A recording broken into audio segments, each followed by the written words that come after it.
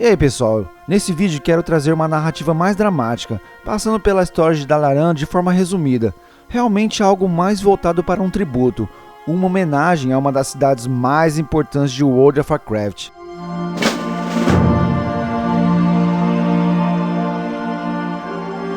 Se eu aprendi alguma coisa em todas essas batalhas, é que mesmo na mais nefasta situação, nós nunca podemos perder a esperança.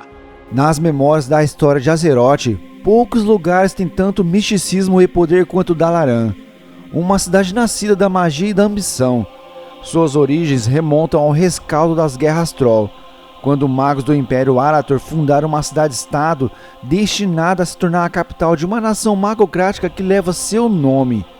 No coração da liderança de Dalaran estava o Kirin Tor, um grupo de elite composto pelos magos mais poderosos conhecidos no mundo, liderados pelo enigmático Conselho dos Seis. À medida que a ameaça do Lich Rei lançava sua sombra sobre Azeroth, Dalaran passou por uma transformação notável.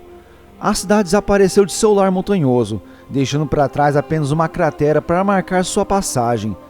Ela reapareceu nos céus de Northumbria, um farol de esperança e santuário na luta contra as hordas de mortos-vivos. Essa nova encarnação de Dalaran serviu como terreno neutro para a Aliança e a Horda.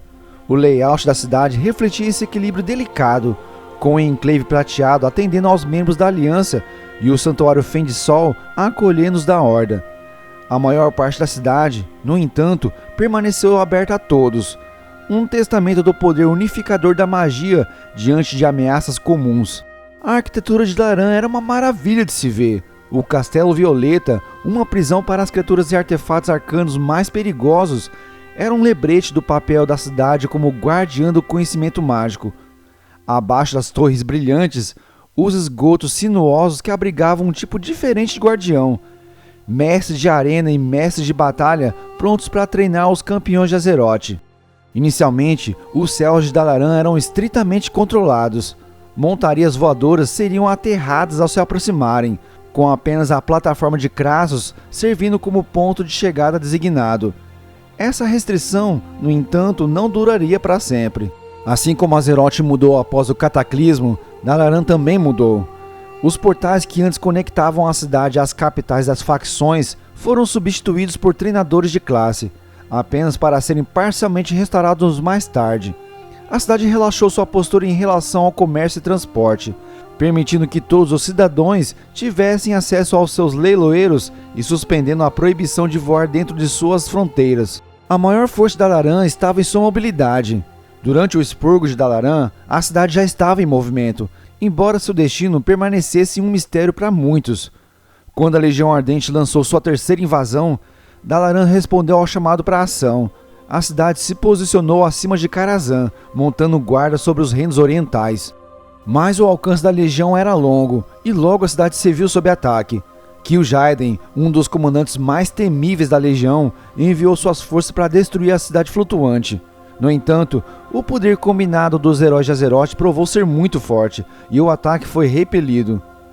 Com a ameaça imediata frustrada, Dalaran embarcou em sua jornada mais ambiciosa até então.